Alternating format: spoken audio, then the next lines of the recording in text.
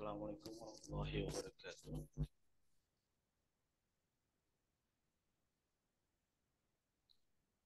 Ya, selamat pagi semuanya, adik-adik semua, dan ayah bunda yang mengikuti acara hari ini.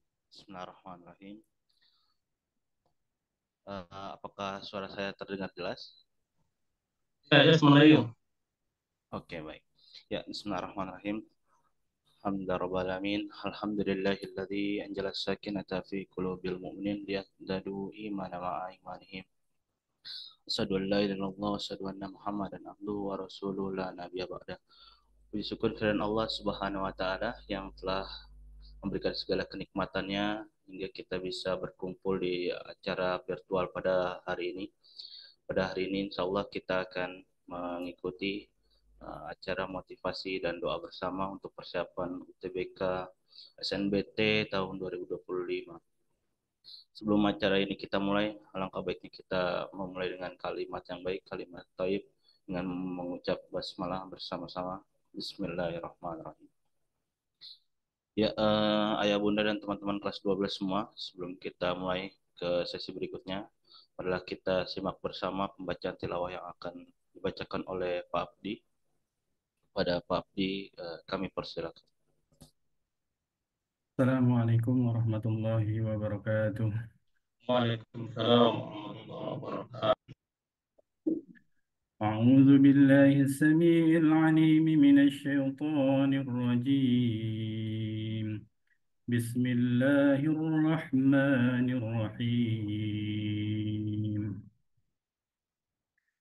تبارك الذي بيده الملك وهو على كل شيء قدير.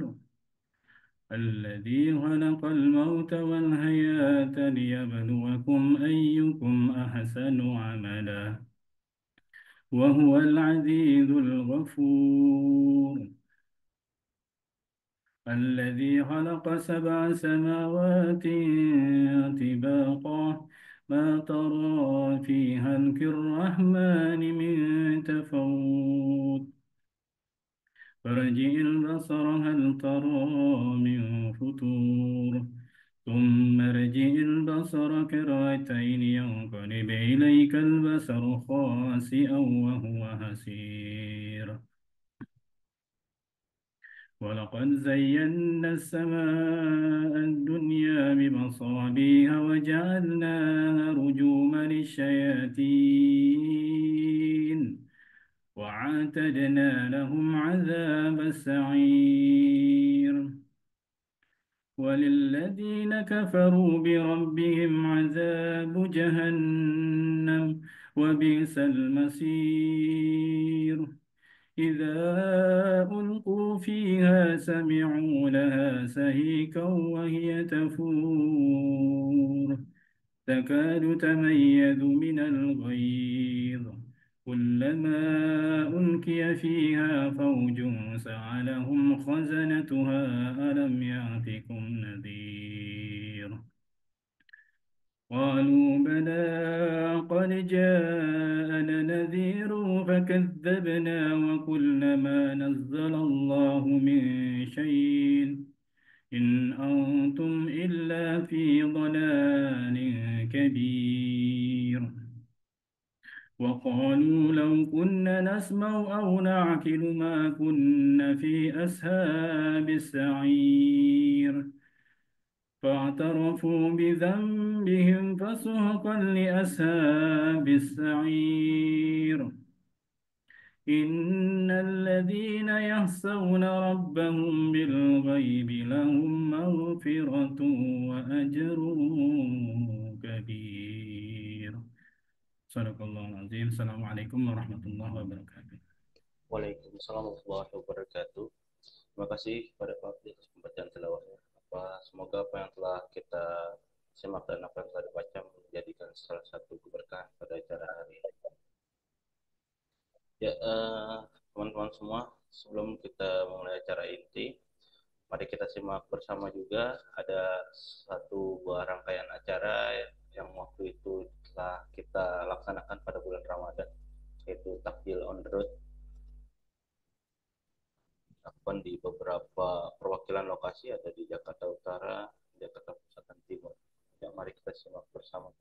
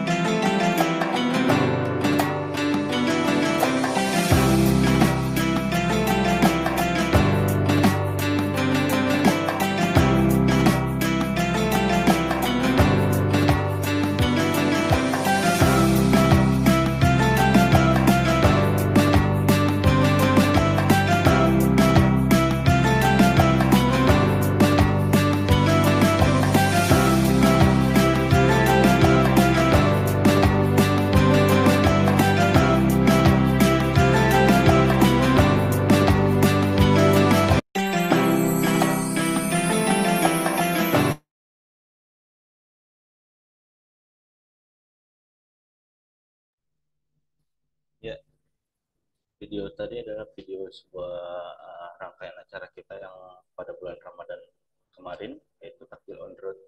Nah, di dalam video tadi ada diskon 25% yang baru saja teman-teman atau ayah bunda yang memiliki putra-putri yang belum masuk di tahun ajaran baru 2025-2026, kita ada diskon berikutnya saat ini, yaitu diskon 21%. Jadi masih ditunggu untuk melakukan pendaftarannya untuk diskon 21% pada program tahun ajaran 2025-2026. Ya, baik ayah bunda sekalian dan teman-teman kelas 12. Sebelum kita masuk ke acara inti, mari kita simak juga sambutan yang akan disampaikan oleh Manajer Wilayah Utara Jakarta, Bapak Agung Purwanto ST. Ya, pada Pak Agung Purwanto ST.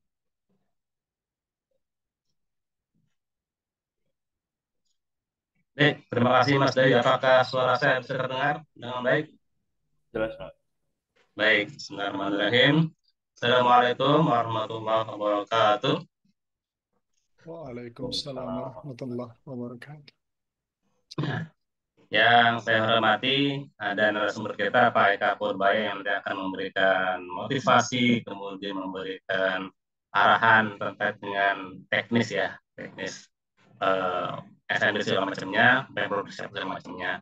Kemudian juga nanti akan disampaikan juga doa bersama ya, bahwa apa yang akan dilaksanakan kita ingin mendapatkan ridha dari Allah Subhanahu wa Ta'ala. Yang kami hormati juga para orang mahasiswa yang bisa hadir pada forum ini ya, untuk membantu mensupport putra-putri Bapak Ibu sekalian, putra-putri kita semua untuk bisa makin siap secara mental maupun spiritual untuk bisa menghadapi SNBT ini. Kemudian yang kami sayangi, ada di siswa Nurfik semuanya yang mulai nanti tanggal 23 April ya, hari Rabu itu sudah mulai ada ujian SNBT di berbagai titik.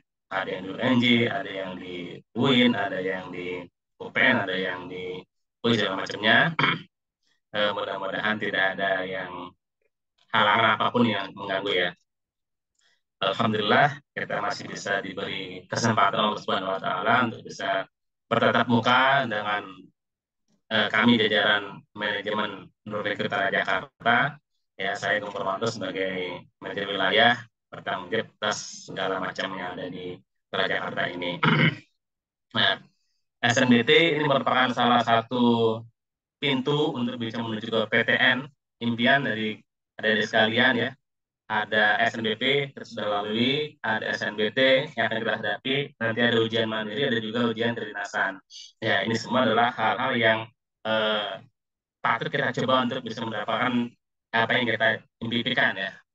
Nah, mungkin ada yang kuliah di UI, ada yang kuliah di ITB, ada yang kuliah di UGM, ada yang kuliah di UNM, dan seterusnya.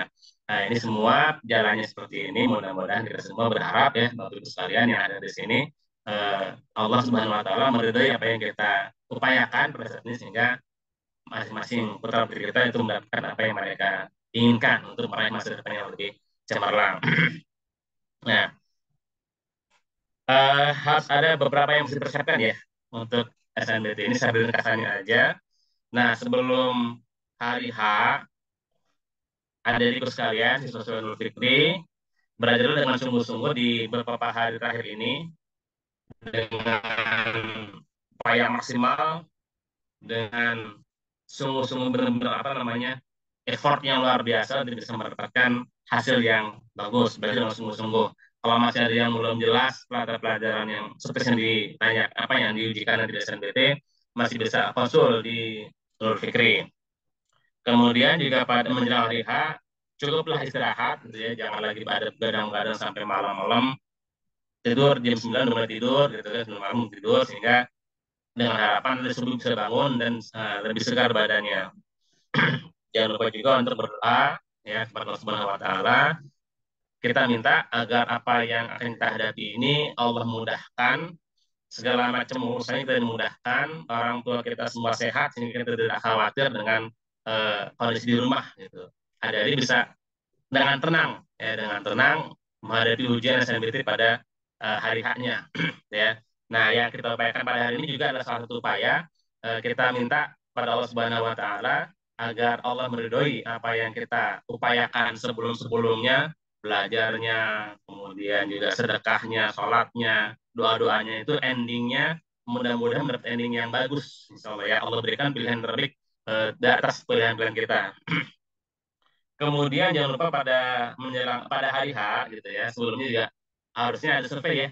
Ada di kalian survei tempatnya di mana masing-masing sehingga bisa diatur waktunya, keberangkatannya jangan sampai kemudian sangat telat datang ke tempat ujian. Ya, yang dapat shift pagi itu bisa diukur kira-kira berangkat rumah jam berapa supaya tidak terhambat kemacetan sehingga bisa sampai di tempat tujuan terbatas dengan nggak telat gitu ya. Nah, pakaiannya itu gunakan pakaian yang pantas, gunakan kemeja yang rapi gitu ya, kemeja yang layak untuk digunakan, kemudian juga jangan lupa bersepatu, celana panjang, ya, celana panjang yang apa namanya rapi gitu ya.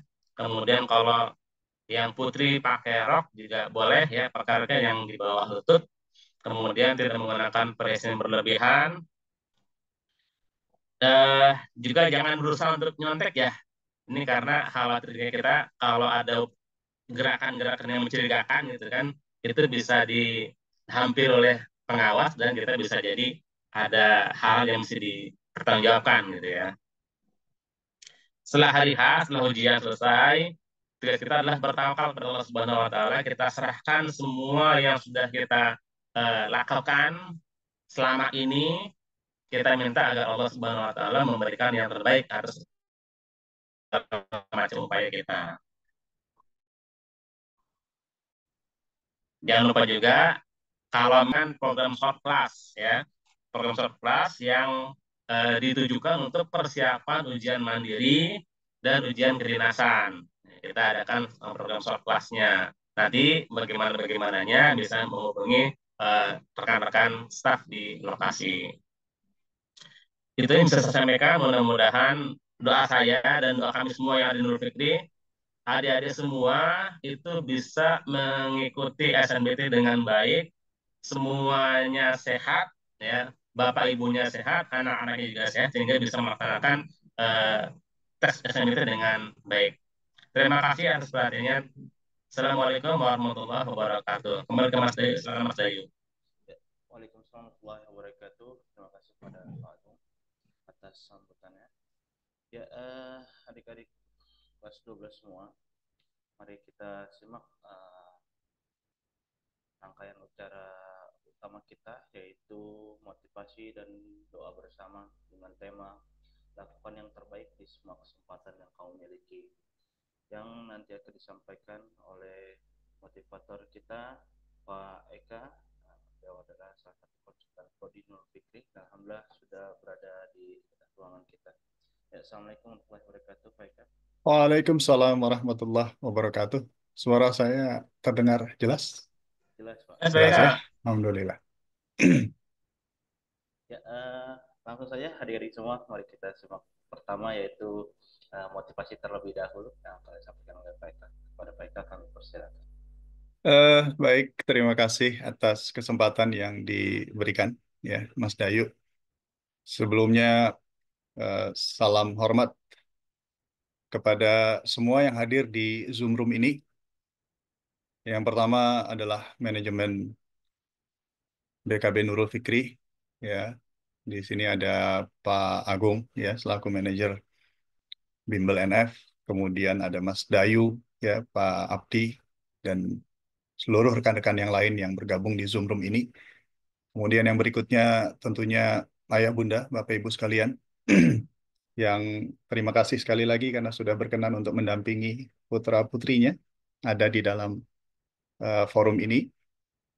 Dan yang saya cintai, saya banggakan, ya, rekan-rekan, adik-adik, siswa-siswi Bimbel NF yang sudah hadir di Zoom Room ini. Alhamdulillah, alhamdulillahilladzi hadana li hadza wa ma kunna linahtadiya laula an hadanallah.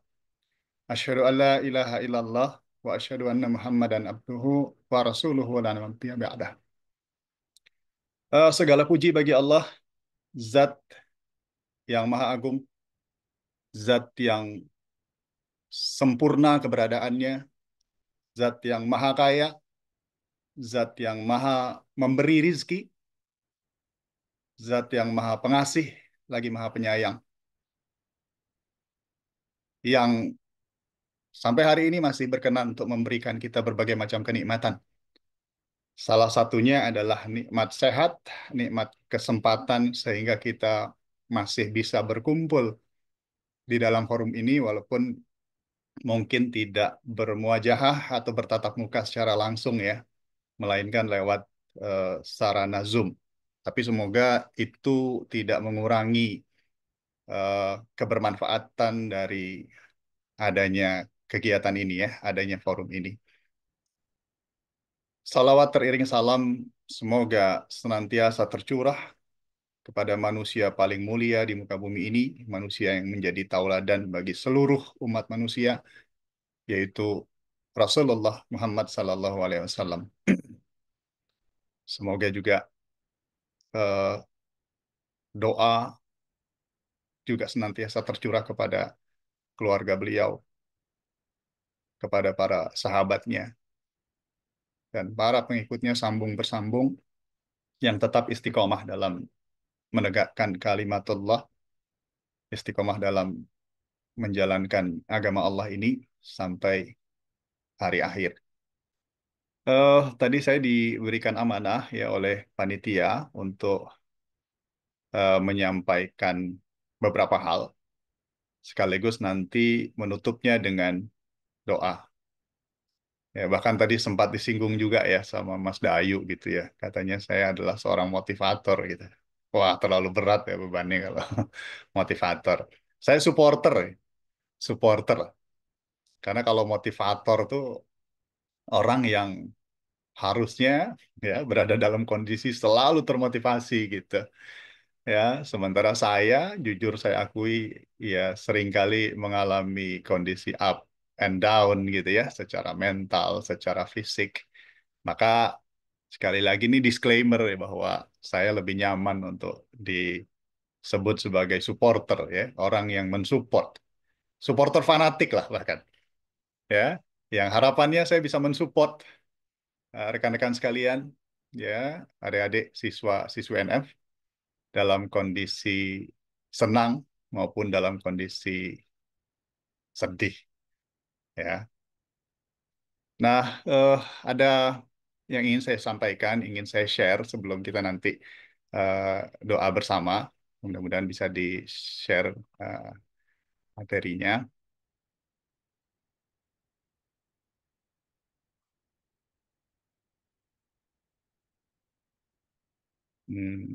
Sudah tampil? Sudah, ya? Sudah PK. Ya, sudah Sudah. kelihatan. Alhamdulillah. Sudah tampil, ya. Nah, ini rekan-rekan bisa lihat, ya. Ini adalah event lari maraton, ya, event lari maraton, event akbar bagi para pecinta lari, ya, baik para profesional, atlet maupun, ya, para penggemar gitu, lari rekreasi gitu. Ini event yang saya ambil dari sebuah acara yang namanya Tokyo Marathon.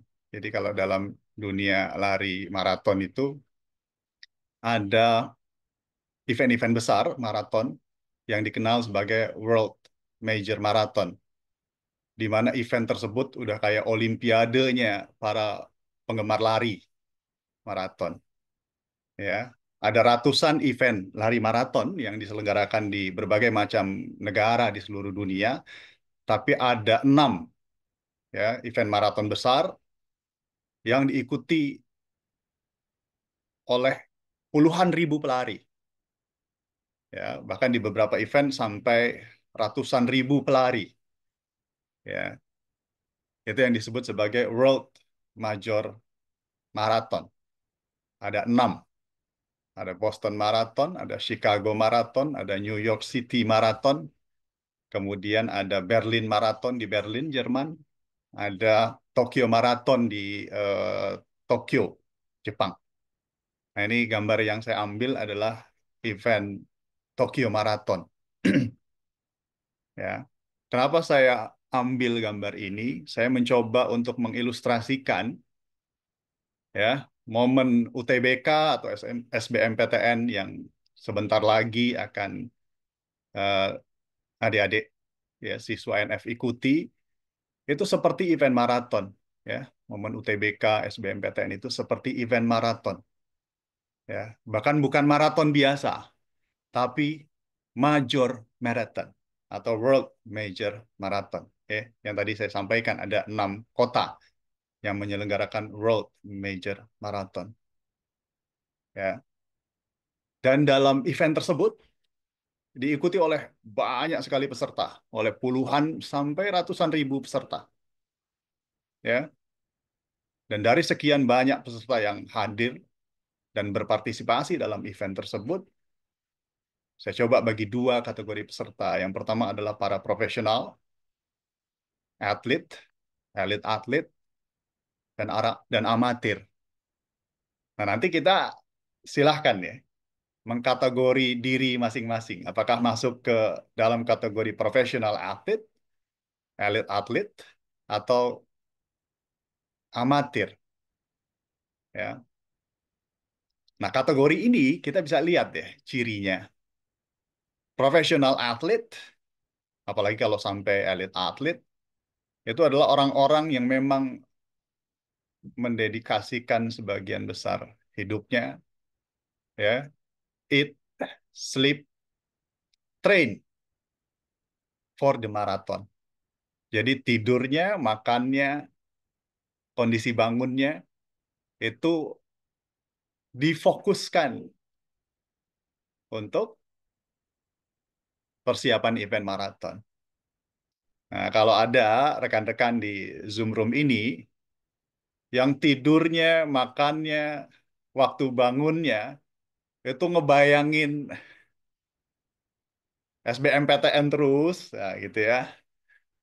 Ya, bahkan menjadikan sebagian besar waking hour atau waktu terjaganya untuk latihan soal, konsultasi, pendalaman materi, ya, dalam rangka mempersiapkan UTBK atau SBMPTN ini, ya, bisa jadi Anda masuk ke dalam kategori profesional atlet, gitu. Tapi ada juga yang amatir. Siapa yang amatir? Yaitu mereka-mereka yang eh, tidurnya, bangunnya, makannya, ya, masih mikirin banyak hal lain, gitu. Mikirin mau jalan-jalan kemana, mikirin mau nongkrong sama siapa, gitu.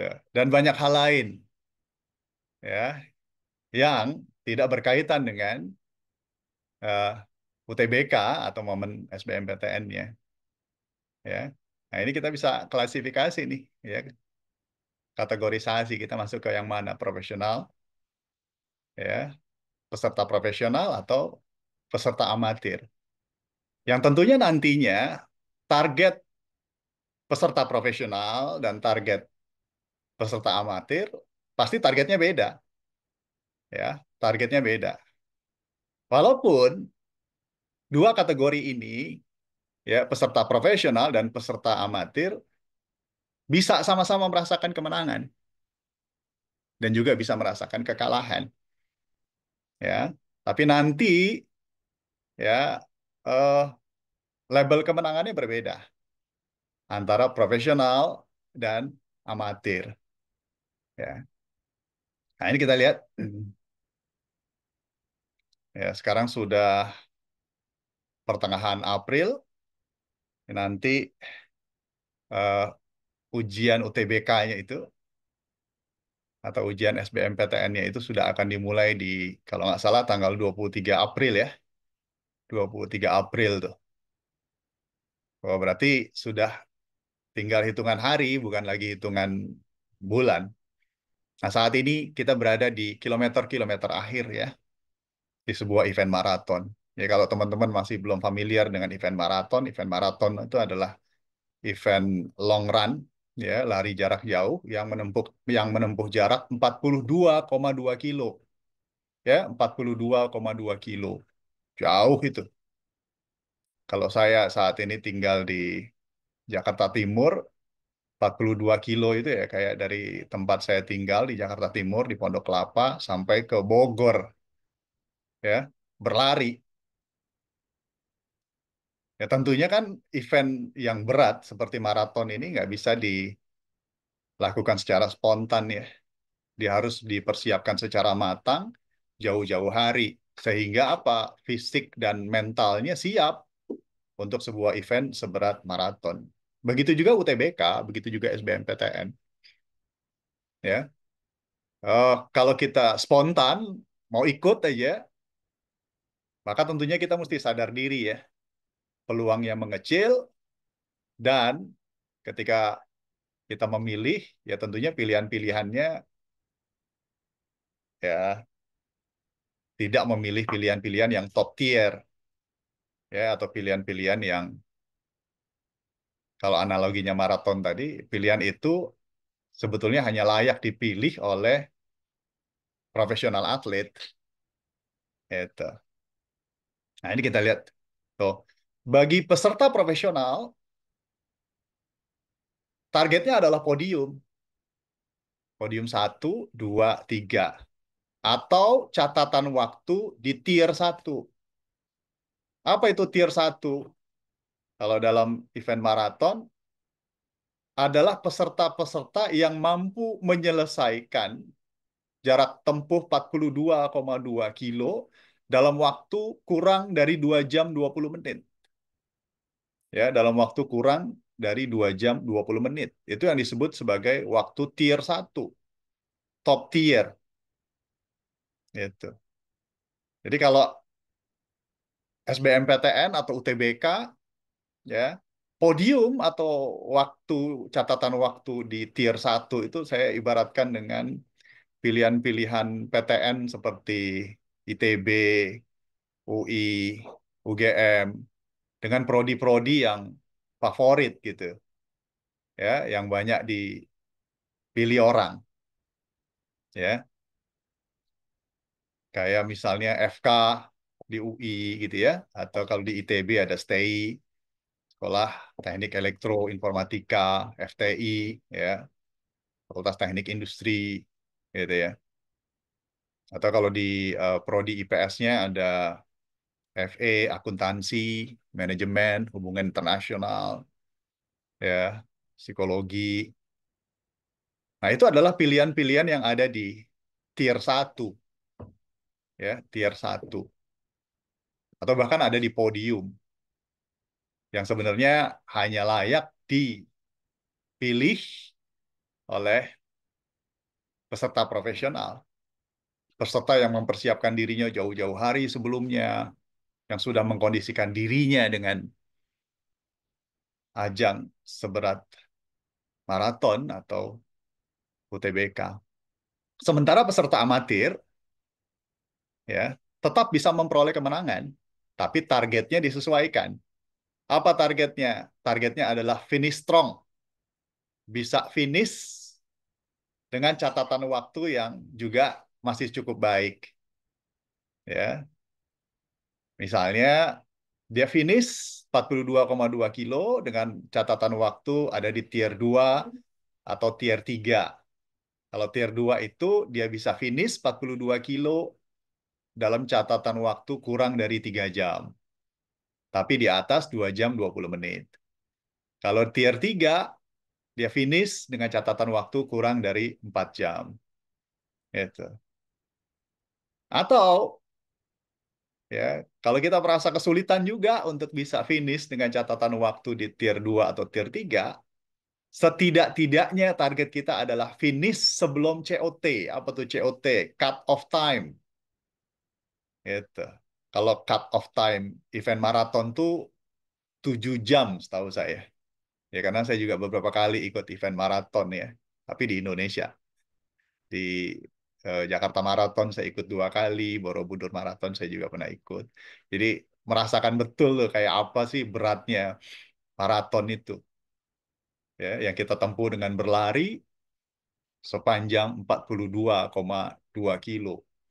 Gitu. Bersepeda aja capek, apalagi berlari. Gitu. Nah, bagi peserta amatir, kalau bisa finish sebelum COT, apakah dia finish di tier 2, tier 3, atau bahkan tier 4, tapi sebelum cut off time, dia dianggap oleh panitia sebagai finisher dan tetap dapat medal, tetap dapat medali, ya, tetap dapat medal, ya. Nah, kalau diibaratkan dengan kita nih, gitu ya, sebagai peserta UTBK atau SBMPTN, ya, kalau kita merasa bahwa diri kita memang bukan profesional atau peserta profesional, tetap kita bisa meraih kemenangan kok. Tapi target-targetnya disesuaikan. Ya, ada yang menyesuaikan dengan menetapkan target ada di tier 2, tier 3, tier 4 dengan harapan finish sebelum cut off time. Gitu. Kalau tier 2 saya ibaratkan misalnya kayak PTN-PTN seperti Unpad gitu ya, Undip, UNS, UB, IPB, Unair ya, itu tier 2 tuh. Ya, kemudian yang tier 3 nanti ada UNJ, ada UPN dan banyak lagi yang lain. Itu tetap merupakan kemenangan bagi peserta ya yang kategorinya amatir gitu. Tapi saya juga masih mendapati gitu ya mereka-mereka yang sebetulnya kalau dilihat dari karakternya sebetulnya adalah karakter peserta amatir, tapi ketika menetapkan pilihan, pilihan-pilihannya adalah pilihan-pilihan yang sebenarnya layaknya dipilih oleh peserta profesional gitu. Ya, jarang latihan atau persiapannya relatif singkat, berusaha ngincer podium atau berusaha ngincer waktu di tier 1 gitu. Ya, tetap ada peluang, tapi peluangnya sangat kecil ya, sangat kecil. Nah, ini ya. Jadi saat ini kita berada di kilometer-kilometer akhir ini ya, di kilometer akhir. Yang idealnya bagi kita-kita yang sudah mempersiapkan diri sejak lama ya dan tahu bagaimana kondisi lari maraton itu. Ya, tentunya kan bukan hanya mempersiapkan fisik ya, mental. Kalau di UTBK ya bukan hanya sekedar mempersiapkan akademik ya, tapi juga mental dan strategi gitu, strategi. Kalau di maraton tuh para profesional atau amatir yang sudah ikut beberapa kali ajang maraton, dia tidak akan memforsir energinya dia habis-habisan gitu ya di kilometer-kilometer awal gitu. Kilometer-kilometer awal itu dia berusaha untuk tetap cepat, tapi tidak terlalu cepat. Jadi disesuaikan dengan eh, kesiapan kondisi fisiknya. Gitu. Tapi begitu masuk kilometer-kilometer akhir, biasanya para profesional atau amatir yang sudah terbiasa itu akan melakukan sprint. Itu. Energinya totalitas dicurahkan pada kilometer-kilometer akhir untuk bisa sampai garis finish ya, melintasi garis finish dengan catatan waktu yang baik yang kita sebut sebagai finish strong. Nah, saat ini udah waktunya sprint ini. Ya, waktunya sprint. Jadi fokusnya, tenaganya, seluruh sumber dayanya dicurahkan untuk bisa finish dengan baik. Ya. Karena hitungannya sudah hitungan hari ya sampai nanti ujiannya berlangsung. Gitu. Ya, kebetulan karena saya punya putra ya yang juga akan bersaing di UTBK atau SBMPTN. Nah, ini saya juga merasakan ya ketegangan, ya ada kecemasan, ada kegelisahan atau situasi krisis yang sama dengan teman-teman yang sekarang eh, akan berjuang di UTBK gitu. Ya, kalau putra saya atau anak saya, insya Allah nanti akan ujian di tanggal 24 April ya, jadi nggak sampai seminggu lagi, 24 April. Ya, maka yang dia lakukan seperti eh, pelari maraton itu, ya tidurnya, bangunnya, makannya, waktu yang dia punya saat ini semuanya dicurahkan untuk persiapan UTBK, ya, untuk meraih garis finish. Ya, mudah-mudahan kita semua yang ada di ruangan ini, terutama yang nantinya akan eh, bertanding di momen UTBK, bisa finish strong semuanya. Ya, apakah finish strong di podium kalau kita masuk kategori elite atlet atau profesional atlet, atau tidak podium tapi catatan waktunya bagus, ya, di tier 1, tier 2, tier 3, ya, atau setidaknya finish sebelum cut off time, ya, finish sebelum 7 jam, gitu, ya. Nah ini. Bahkan yang uniknya lagi kalau dalam event maraton itu bahkan bagi sebagian peserta amatir bisa melintas garis finish meskipun tidak podium gitu ya. Itu adalah sesuatu yang dianggap hampir mustahil gitu. Ya, dianggap hampir mustahil. Ini bagi mereka-mereka yang persiapannya kurang ini, ya, persiapannya kurang, persiapannya seadanya, gitu ya. Baru mau coba-coba kayak apa sih rasanya maraton tuh, ya. Kayak apa sih rasanya UTBK tuh. Nah, ini bagi sebagian peserta tuh dianggap mustahil atau hampir mustahil, ya. Kenapa dianggap mustahil? Ya karena persaingannya sangat ketat ya. Pesertanya banyak.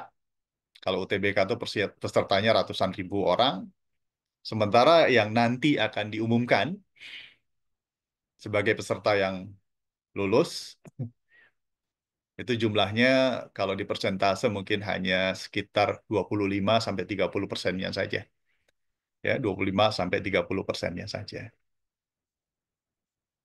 Apalagi kalau seandainya pilihan-pilihan prodi yang kita ambil adalah pilihan-pilihan prodi yang PTN-nya ada di tier 1 seperti ITB, UI, UGM, dan pilihan prodinya juga ada di tier-tier 1 gitu.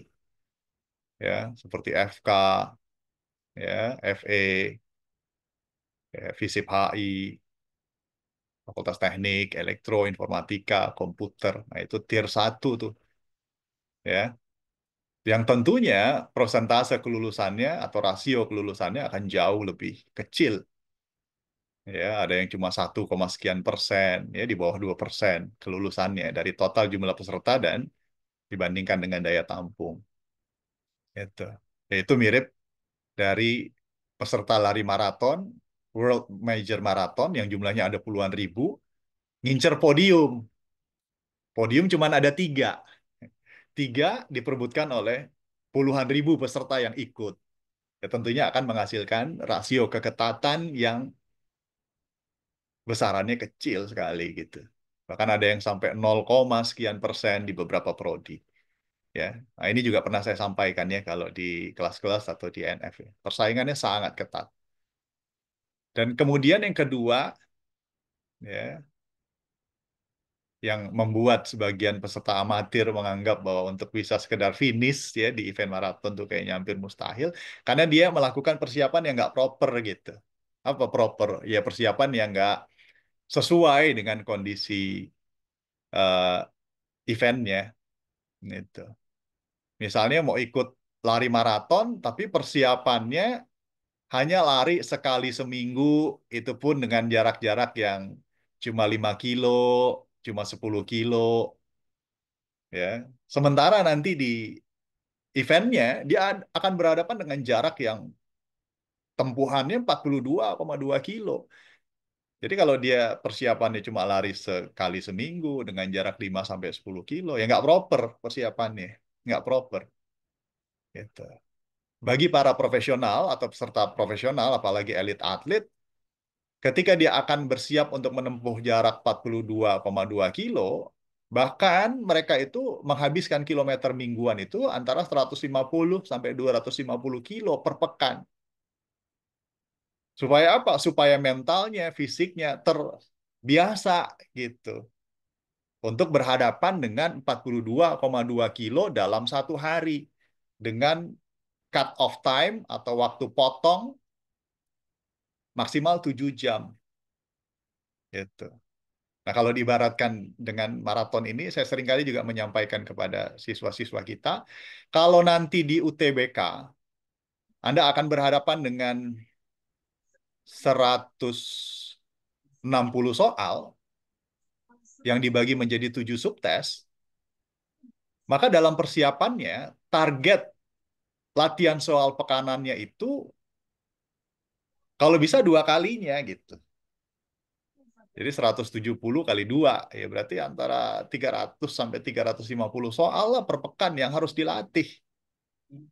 Dibagi menjadi 7 subtes. Tujuannya apa? Tujuannya supaya kita terbiasa. Secara mental terbiasa, secara kognitif terbiasa. Dengan soal-soal UTBK.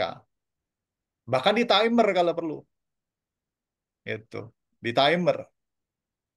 Sesuai dengan waktu yang diberikan oleh panitia untuk ujian. Jadi kalau di ujiannya kan 160 soal, waktu yang bisa dipakai untuk menyelesaikan soal itu 195 soal. Nah itu. Jadi kita mencoba mensimulasi semirip mungkin dengan aslinya. Bahkan kalau profesional runner itu atau elit atlet itu dia mengkondisikan dirinya ketika latihan itu lebih berat daripada ajangnya, daripada eventnya. Supaya pada saat eventnya itu dia merasa nyaman. Nah, harapannya teman-teman yang akan bertarung di UTBK juga begitu. Ya. Tapi ada juga dan jumlahnya cukup banyak gitu ya teman-teman yang nanti akan mengikuti UTBK tapi melakukan persiapan-persiapan yang tidak proper, persiapan-persiapan yang tidak sesuai atau tidak layak dengan ajang UTBK-nya. Ya. Misalnya setiap pekan hanya latihan soal kurang dari 50 soal per pekan.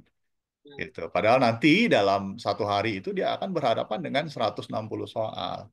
Itu sama kayak tadi, mau ikut maraton yang jarak tempuhnya 42,2 kilo, dia cuma lari sekali seminggu dengan jarak tempuh 5 sampai 10 kilo. Ya nggak proper.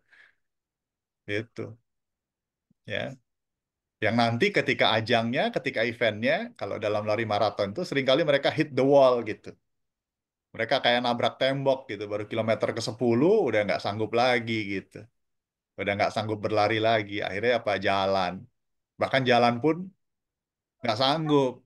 Dan akhirnya memutuskan untuk ya, DNF atau did not finish gitu. Ya ini ya. Itu akibat apa? Persiapan-persiapan yang tidak proper.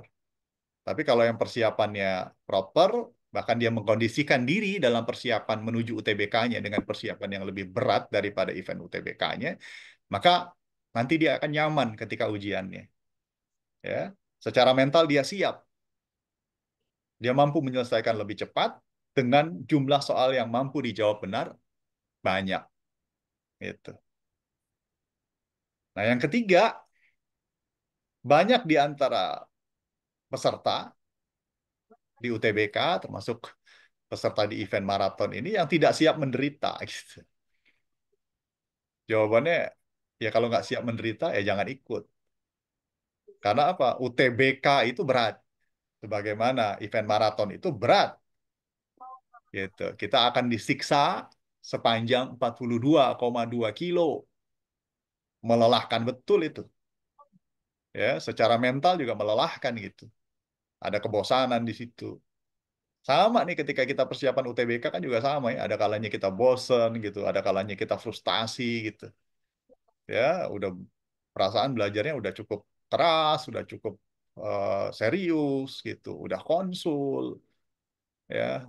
Tapi kok TO-nya nggak naik-naik gitu. Itu bagian dari dinamika di proses persiapannya itu. Ya. Tapi kalau kita membiasakan dengan itu, kita siap dengan penderitaan-penderitaan itu, mudah-mudahan nanti pada saat eventnya Anda sudah tidak kaget, ya. Anda sudah tidak kaget. Nah ini, ya. Jadi bagi sebagian peserta amatir, untuk bisa melintas atau sampai pada garis finish aja, seringkali dianggap hampir mustahil. Gitu. Tapi kemustahilan itu, ya itu ada pada kita ya, kita manusia kan, ya itu ya. Makhluk yang lemah, makhluk yang banyak kekurangannya, makhluk yang tidak sempurna. Ya. Tapi kemustahilan itu ya pengecualian bagi Allah. Ya, pengecualian bagi Allah. Tidak ada yang mustahil ya bagi bagi Allah. Nah, ini saya cuplik ya sebuah ayat dari Quran surah Ali Imran. Ya, di sini teman-teman bisa lihat ya yang bunyinya A'udzubillahi minasyaitonirrajim.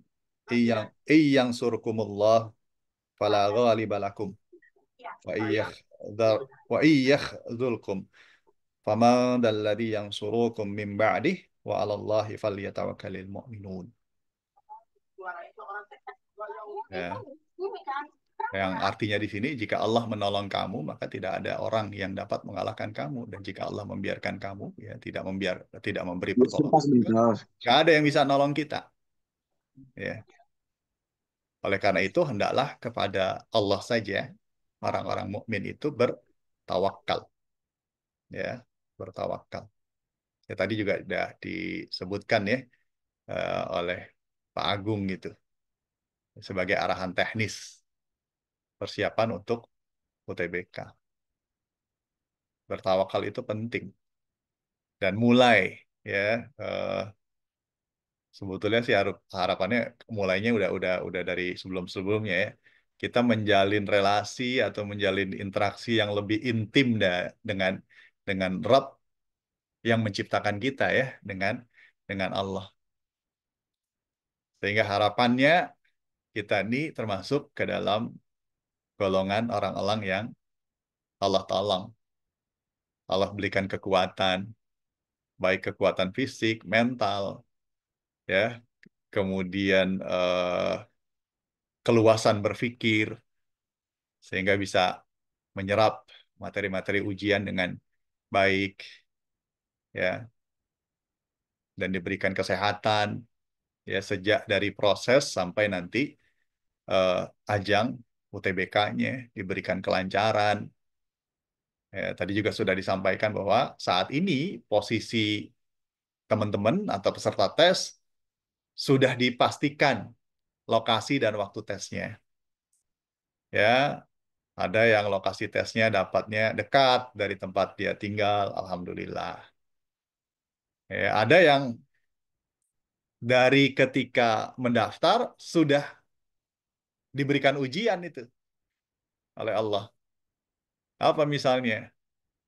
Eh, berhasil memilih UTBK, pusat UTBK atau lokasi UTBK, tapi ternyata apa? Ditempatkan jauh. Gitu.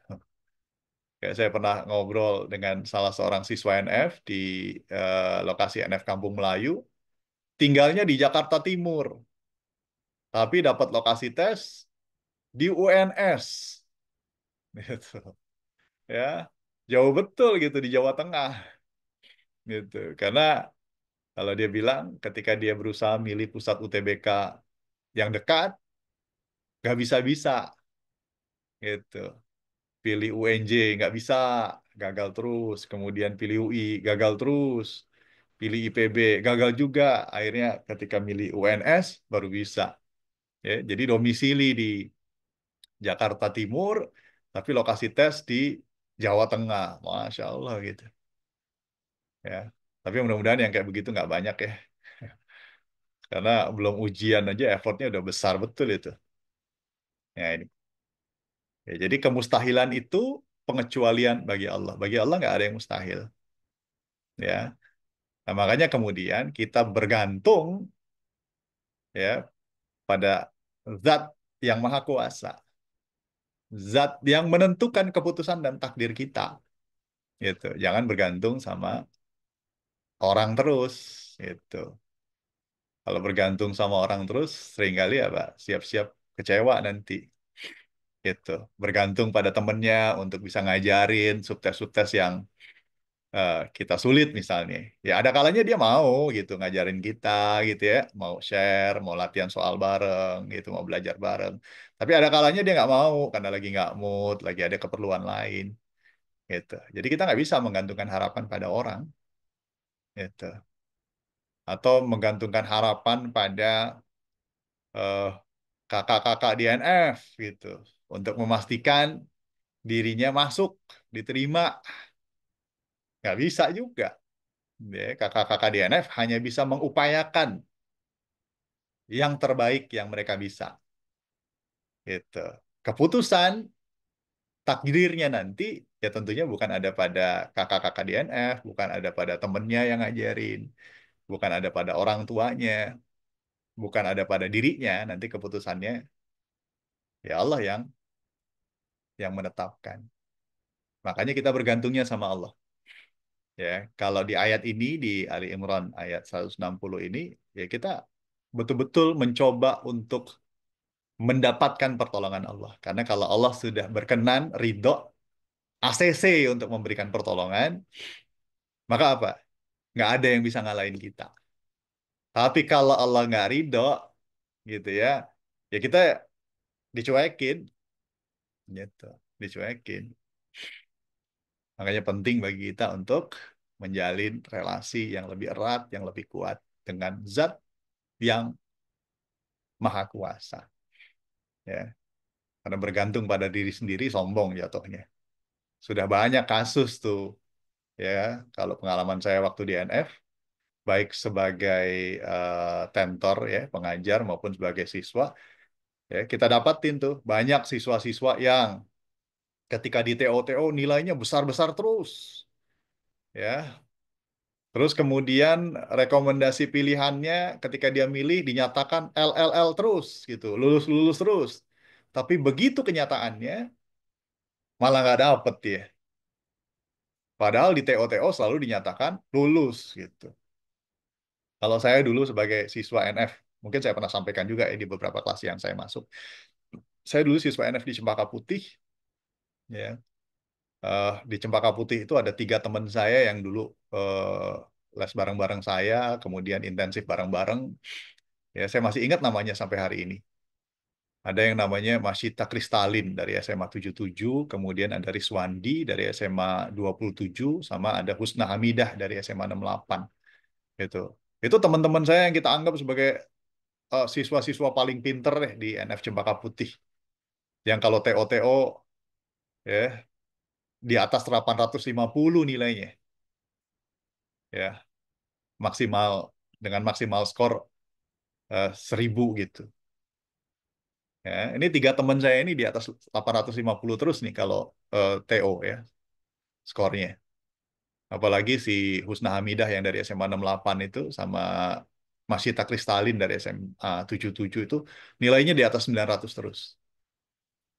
Tapi begitu pengumuman UMPTN dulu ya, di era saya itu namanya UMPTN, ya itu setara dengan UTBK atau SBMPTN sekarang. Ketika pengumumannya, saya yang nggak pernah dapat 800 ketika TO-TO di NF tuh, malah dapat gitu. Sementara 3 teman saya yang tadi saya sebutkan, ada Masita Kristalin, ada Husna Hamidah, ada Riswandi, ternyata 3-tiganya tidak dapat. 3-tiganya tidak dapat. Padahal kalau kita lihat mereka adalah orang-orang yang sangat pantas untuk lolos, untuk diterima karena pinter dan hasil simulasinya selalu menunjukkan bahwa mereka L lulus. Gitu. Jadi saya dapat.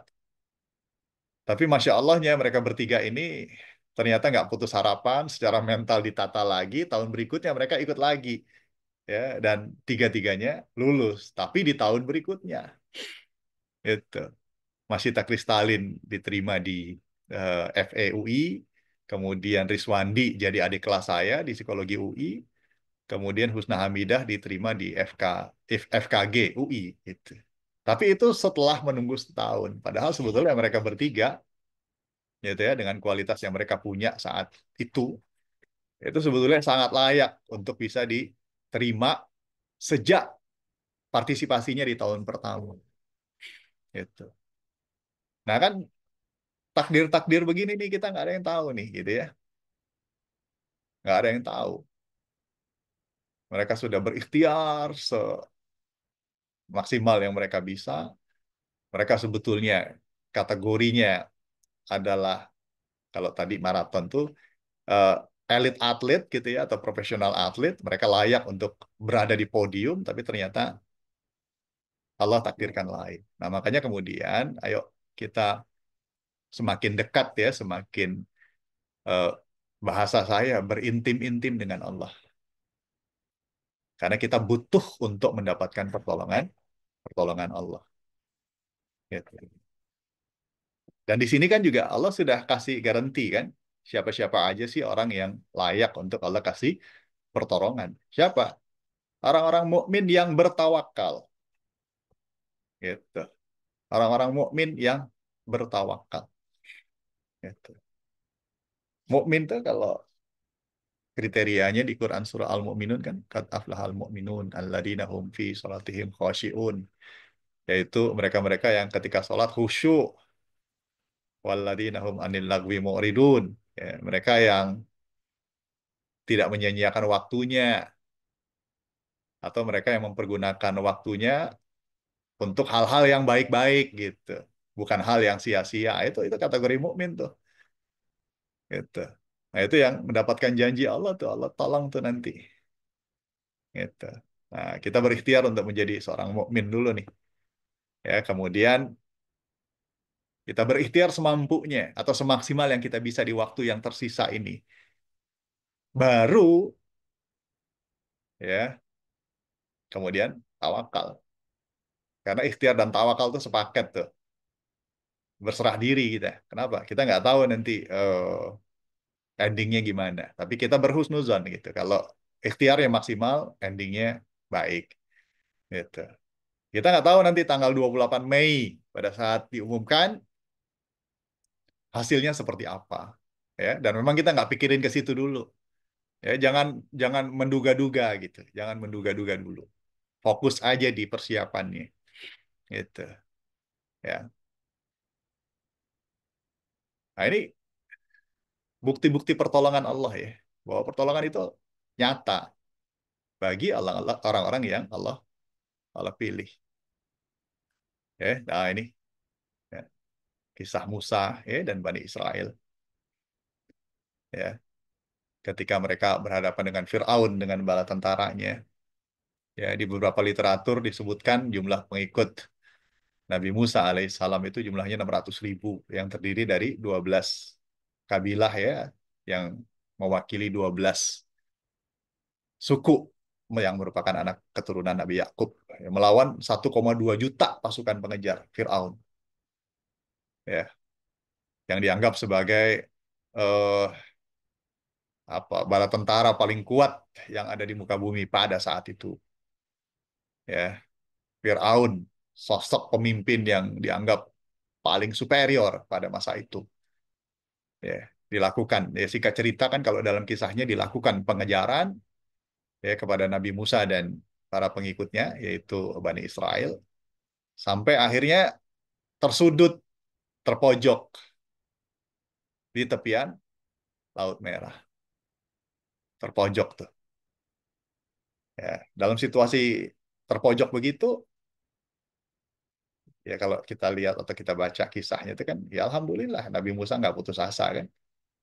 Ikhtiar terakhir yang dilakukan oleh Nabi Musa yang mendapatkan petunjuk ya dari Allah adalah apa? Memukulkan tongkatnya ke laut, dan disitulah kemudian Allah bukakan jalan untuk ya Nabi Musa alaihissalam dan para pengikutnya bisa meloloskan diri dari kejaran Fir'aun. Gitu. Ya. Ini bukti-bukti pertolongan. Ya, di bukti yang lain kita bisa lihat misalnya kalau baca sirah ya Nabawiyah ada kisah perang Badar ya, perang besar pertama dalam sejarah eksistensi kaum muslimin ya, yang berhadap-hadapan pasukan kaum muslimin yang dipimpin oleh Rasulullah SAW yang jumlahnya hanya 300-an melawan 1.000 pasukan musyrikin Mekah pimpinan Abu Sufyan. Gitu. Ini perang yang bagi kaum muslimin pada waktu itu perang yang tidak dipersiapkan sebetulnya secara matang. Karena niatnya adalah ingin apa namanya eh, me- me- meng- ya, menghalangi kafilah dagang Abu Sufyan ya dan menyita eh, harta-harta kaum muslimin yang hijrah ke Madinah yang di apa namanya diambil oleh musyrikin Mekah gitu. Jadi pingin diambil alih lagi gitu harta-harta kaum muslimin. Tapi ternyata apa? Abu Sufyan lolos ya dari pencegatan dan kemudian menyampaikan situasi itu kepada pemuka-pemuka musyrikin di Mekah yang akhirnya membalas tindakan kaum muslimin itu dengan deklarasi perang, menyiapkan 1.000 pasukan terlatih berhadapan dengan 300 pasukan kaum muslimin yang sebenarnya tidak siap perang, tidak nyangka akan perang. Tapi di saat itu pertolongan Allah turun. Ya, 300 berbanding 1.000, ya sekitar 1 banding 3 lebih bisa mengalahkan ya pasukan musyrikin dengan pertolongan Allah. Gitu. Ya, nah, kita berharap mendapatkan pertolongan Allah. Ya, kalaupun kemarin eh, ya ada persiapan-persiapan yang tidak matang, ada kelalaian-kelalaian, ada waktu yang habis terbuang. Banyak juga yang persiapan seriusnya baru dilakukan setelah pengumuman SNBP dan ternyata kita tidak dinyatakan lulus, baru kemudian bersiap secara serius untuk UTBK. Nah, persiapan-persiapan yang tidak ideal tadi, yang mungkin kalau dalam ilustrasi di awal-awal itu saya menyampaikan, mungkin kita masuk kategori eh, pelari amatir. Yang mudah-mudahan yang amatiran ini tetap Allah tolong untuk bisa sampai garis finish ya dengan catatan waktu yang baik. Gitu. Ya, finish strong tadi saya bilang. Finish strong. Ya. Karena yang elit atlet aja mungkin tidak finish gitu ya. Ada banyak juga elit atlet yang tidak finish ada kalau di event maraton itu. Nggak semua mereka yang sudah mempersiapkan diri dengan matang, dengan sungguh-sungguh dalam waktu yang cukup lama, itu pasti melintas garis finish, belum tentu. Ada yang tiba-tiba cedera, kram di eh, tengah prosesi larinya, gitu. Ya sama seperti tadi ya. Ya, beberapa teman saya di NF Cempaka Putih dulu ketika masih jadi siswa gitu ya, yang ketika di TO-TO nilainya selalu tinggi-tinggi, selalu dinyatakan lulus, ternyata nggak finish. Ternyata begitu pengumuman UMPTN-nya tidak lulus. Gitu. Sementara yang mungkin tidak secerdas mereka, yang persiapannya mungkin tidak semotot mereka, ya Allah tolong juga untuk lulus gitu. Ya, Amin, ya Allah, mudah-mudahan aja semua. amin. Nah, itu. Langsung dapat sambutan ya, amin, insya Allah. Makanya ya, ini bukti-bukti pertolongan, ya bukti-bukti pertolongan, pertolongan Allah. Asal syaratnya apa? Ya kita berusaha untuk ya menjadi mukmin, ya yang tadinya sholatnya masih bolong-bolong, ayo sholatnya jangan ada yang Ambil terlewat. tingkatan. Ya kemudian apa? Yang tadinya udah nggak bolong-bolong sih sholatnya, tapi belum khusyuk. Dibikin khusyuk. Gitu. Kan tadi ya, qad aflahal mu'minun alladzina hum fi sholatihim khosyi'un. Mereka yang sholatnya khusyuk. Gitu. Yang tadinya masih malas berdoa, berdoa. Khusyukin doanya. Gitu. Kenapa? Kita butuh pertolongan Allah. Ya. Yang zat yang bisa mengubah kemustahilan menjadi kenyataan. Gitu. Nah, saat ini memang waktunya mepet ya tadi ya. Garis finishnya udah dekat gitu ya. Udah udah mulai kelihatan di depan mata nih ya, waktunya mepet. Atau kalau saya di kelas-kelas tuh selalu bilang ini situasinya udah kepepet gitu. Kepepet. Bagi sebagian orang situasi kepepet itu adalah situasi yang membuat dia hancur, membuat dia down, membuat dia pasrah tapi nggak melakukan apa-apa karena merasa udah, aduh, waktunya udah nggak cukup lagi. Tapi bagi sebagian orang, situasi kepepet itu justru powerful. Makanya ada buku di Gramedia itu yang judulnya The Power of Kepepet. Nah, itu. Kalau kalau Bapak Ibu atau rekan-rekan nih ya di ruangan ini, di ruangan Zoom ini kepingin cari bukunya The Power of Kepepet yang ditulis oleh Jaya Setiabudi. Nah, itu buku pegangan bagi pebisnis pemula kalau mau mulai-mulai bisnis. Nah, itu The Power of Kepepet. Jadi bagi sebagian orang situasi kepepet, situasi terdesak, situasi krisis itu bisa jadi powerful asal kita bisa sikapi secara baik, secara benar gitu. Ya. Nah, sama kayak ini nih. Ya, ini ilustrasi ya, situasi kepepet malah meroket. Ya kan kalau kalau kita cermati hari-hari ini itu kan di berbagai media ya eh, digambarkan ya terjadi perang dagang antara dua negara besar ya. Satu Amerika, satu lagi Cina gitu. Yang kebijakannya berusaha untuk saling menjatuhkan satu sama lain. Ya kalau kita ya di Indonesia mungkin jadi penonton aja kita nih. Ya. Apa yang terjadi dalam ilustrasi ini? Ya pemerintah Amerika kan di bawah kepemimpinan Presiden Bush itu berusaha sebisa mungkin untuk mencegah Cina ya menjadi semakin kuat, menjadi semakin maju dalam teknologi AI. Makanya Trump memberlakukan berbagai macam kebijakan yang membatasi ekspor eh, perangkat-perangkat keras yang mendukung teknologi AI kan. Itu.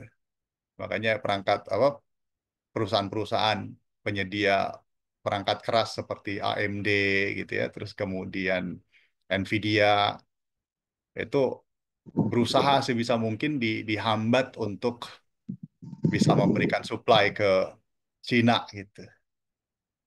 Ya, Cina dibikin terdesak karena Amerika nggak ingin ya teknologi AI-nya disaingi oleh seterunya Cina. Tapi dalam situasi seperti itu, ya kayak ada semacam embargo eh, teknologi yang dilakukan oleh Amerika Serikat ke Cina.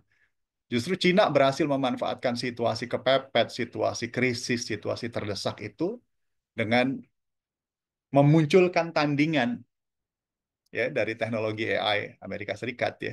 Kalau teknologi AI Amerika Serikat kan kita kenal ya dengan sebutan OpenAI kan, yang mungkin platformnya banyak kita pakai juga nih ya, di antaranya ChatGPT gitu. Ya, dengan situasi kayak begitu ternyata Cina naik ke permukaan, berhasil membalas apa yang dilakukan oleh Amerika ya dengan memunculkan DeepSeek ya. Jadi OpenAI itu digawangi oleh Sam Altman dan DeepSeek digawangi oleh Liang Wenfeng. Ya. Bahkan yang luar biasanya, Cina dalam situasi terdesak seperti itu mampu memunculkan teknologi AI dengan biaya yang jauh lebih irit daripada yang dibuat oleh Amerika gitu. Kalau OpenAI-nya Amerika itu butuh support biaya miliaran dolar, sementara DeepSeek-nya Cina hanya butuh biaya 40 kali lipat lebih rendah gitu. Hanya butuh sekian juta dolar saja untuk bisa menciptakan teknologi yang setara. Gitu. Ternyata bisa. Ya. Jadi situasi kepepet itu ya kalau kita sikapi secara baik, secara benar gitu ya dengan sikap mental yang tepat, maka biasanya memunculkan kreativitas ya sehingga mencapai ending yang sama powerful atau bahkan lebih powerful daripada ketika kita tidak dalam situasi terdesak gitu.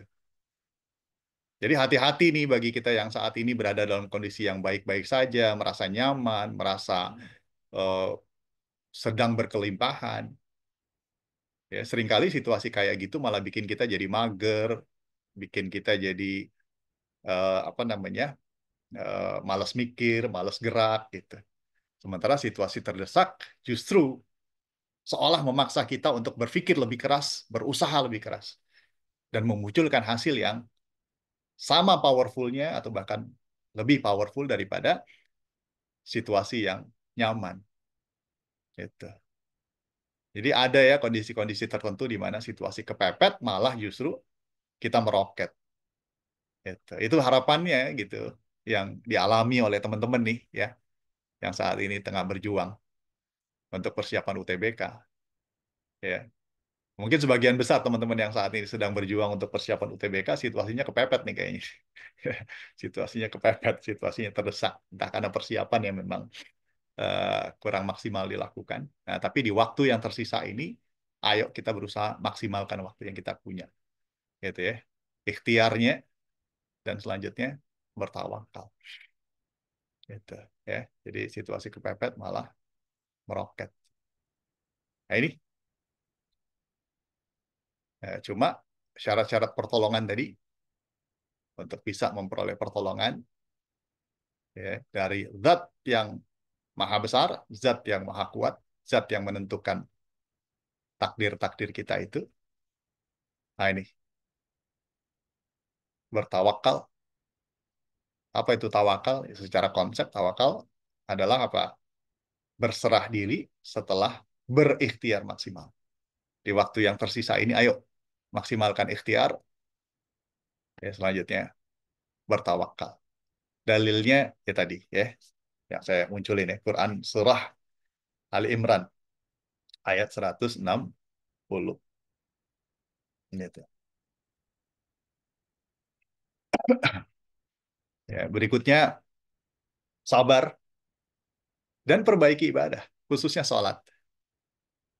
Ya, ini syarat-syarat pertolongan nih. Ya, sabar dan perbaiki ibadah, khususnya ibadah pokok, yaitu sholat. Nah, ini dalilnya saya cuplik dari Quran surah Al-Baqarah ayat 45. Ya, A'udzubillahi minasyaitonirrajim. Wasta'inu bis sabri was shalah. Wa innaha lakabiratun illa 'alal khashi'in. Gitu. Ya. Jadikanlah sabar dan sholat sebagai penolong. Ya, dan sesungguhnya yang demikian itu berat kecuali bagi orang-orang yang khusyuk. Ya, kecuali bagi orang-orang yang khusyuk. Jadi sabar dan sholat itu berat. Gitu. Kecuali bagi orang-orang yang khusyuk. Kan banyak di antara kita yang bisa jadi apa? Nggak sabar gitu. Nggak sabar. Dalam situasi krisis bukan bergantung pada Allah, malah ada yang sampai menghujat. Ya, menghujat Tuhan, menghujat Allah gitu. Kenapa kok saya begini? Kenapa kok pas pengumuman SNBP kemarin saya nggak dinyatakan diterima? Kan saya udah belajar keras.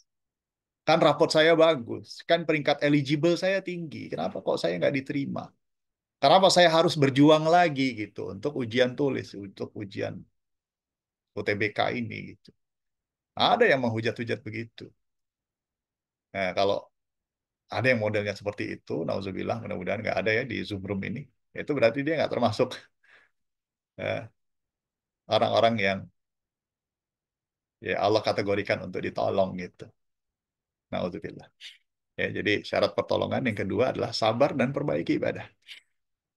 Jadikan sabar dan sholat sebagai penolong. Gitu. Kalau kita pas lagi sholat sendirian gitu, misalnya di waktu-waktu tahajud, di waktu duha, ya, perlama sujud ya, untuk banyak menyampaikan hajat, banyak menyampaikan permintaan kita kepada Allah. Karena kan dalam sholat itu momen-momen terdekat antara seorang hamba dengan Allah, salah satunya adalah ketika ketika sujud. Gitu. Atau di tahiyat akhir menjelang salam, Ya, bisa diperlama untuk kita berdoa menyampaikan apa yang menjadi hajat dan keinginan kita. Gitu. Tapi ini ya bisa dilakukan kalau kita sholatnya sendirian gitu ya. Kalau cowok ya sholat sendiriannya ya pas sholat-sholat sunnah lah ya. Itu. Ya kalau sholat wajib yang berjamaah ya kita mesti ikut imam kan. Jangan sampai kita berusaha memanfaatkan momen sujud untuk banyak berdoa gitu ya. Imamnya udah bangun dari sujud, udah salam, udah pulang, kita masih sujud ya nggak boleh. Ya kita mesti ikut imam. Gitu. Nah ini syarat pertolongan yang kedua. Dan syarat pertolongan yang ketiga, ya manfaatkan momen-momen untuk berdoa. Ya, banyak berdoa. Ya, baik berdoa di dalam sholat maupun berdoa di luar prosesi sholat. Ya, nah ini saya cuplik hadis ya yang isinya tidaklah merubah takdir melainkan doa. Gitu. Jadi doa itu bisa merubah takdir. Ya, yang tadinya mungkin kita ditakdirkan belum layak lulus gitu, tapi ketika doanya khusyuk ya dengan penuh kesungguhan, dengan penuh harap ya, maka ya Allah yang maha mengatur segala sesuatunya kemudian berkenan untuk merubah takdir kita dan kemudian kita dilulusin. Ini ya. Jadi ini ya untuk secuplik materi yang saya bisa sampaikan ya kepada khususnya ya rekan-rekan semuanya siswa-siswi NF yang hadir di Zoom room ini yang sebentar lagi akan menjalani sebuah momen penting, sebuah event penting yang namanya UTBK. Itu. Mungkin itu ya Mas Dayu, Pak Agung, al-haqqu min rabbika fala takunanna minal mumtarin. Apakah langsung dilanjutkan dengan saya pimpin doa atau tidak? Maka saya kembalikan ke moderator dulu deh. Assalamualaikum warahmatullahi wabarakatuh. Waalaikumsalam warahmatullahi Waalaikumsalam warahmatullahi wabarakatuh. wabarakatuh. Ya, alhamdulillah terima kasih kepada mereka atas penyampaian materi motivasinya. Ya, semoga apa yang telah disampaikan bisa menjadi salah satu motivasi buat adik-adik kelas 12 semua. Baik adik-adik semua, kita langsung saja ke penghujung acara kita, yaitu kita mari tutup dengan doa juga yang akan disampaikan oleh Pak Eka. Ya, kepada Pak Eka kami persilakan. Ya, baik. Terima kasih, Mas Dayu. Eh, saya mengajak kita semua yang ada di Zoom room ini, ya, wabil khusus adik-adik siswa-siswi NF, ya, yang ada di forum ini, untuk kita menundukkan hati, ya, khusyuk, fokus, konsentrasi untuk berdoa. Ya, kita awali doa kita dengan beristighfar. Astagfirullahaladzim, astagfirullahaladzim, astagfirullahaladzim. Kemudian bersolawat kepada Nabi.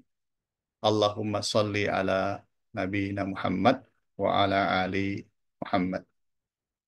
Alhamdulillahilladzi bini'matihi tatimus solihat.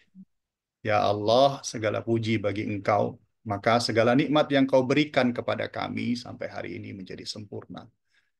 Allahumma inni as'aluka bi anni ashhadu annaka antallah la ilaha illa anta ahadus samad alladzi lam yalid wa lam yulad wa lam yakul lahu kufuwan ahad. Allahumma ighfir lil muslimina wal muslimat wal mu'minina wal mu'minat al ahya'i minhum wal amwat innaka sami'un qaribun mujibud da'wat. Ya Allah, ya Rabb kami, pada hari ini kami berhimpun, membuka hati dan merendahkan diri kami di hadapan-Mu, ya Rabb. Zat yang Maha Agung. Yang tidak ada satupun makhluk di semesta ini yang mampu menanggi keagungan-Mu, ya Allah. Ya Allah, ya Ghaffar, Engkau adalah Tuhan yang Maha Pengampun, maka ampunilah segala dosa, salah, dan khilaf kami. Ampunilah segala dosa, salah, dan hilaf kedua orang tua kami, baik orang tua kami yang masih hidup membersamai kami saat ini, maupun beliau yang telah wafat mendahului kami. Bagi orang tua kami yang telah wafat mendahului kami, mohon berkenan ya Allah, lapangkanlah kuburnya, terangilah kuburnya, dan jadikanlah kuburnya sebagai satu di antara taman-taman surgamu. Ya Allah, ya Ghaffar, ampunilah segala dosa, salah, dan hilaf teman-teman kami. Baik dosa yang kami lakukan secara sengaja maupun khilaf yang kami tidak sengaja melakukannya. Ya Allah, ya Qahar, Engkau adalah Tuhan yang maha menundukkan segala sesuatu. Maka tundukkanlah, mudahkanlah segala urusan dan kesulitan-kesulitan dalam hidup kami. Maupun kesulitan-kesulitan kami setelah kami wafat. Ya Allah, ya Wahhab, Engkau adalah sebaik-baik pemberi karunia. Maka karuniakanlah kepada kami apa yang menjadi harapan dan cita-cita kami. Termasuk besar sekali harapan kami, ya Rab. Pada momen SNBT tahun ini, Engkau berkenan untuk memberikan kelulusan kepada kami. Jika hal itu baik untuk kami, untuk keluarga kami, untuk masa depan kami.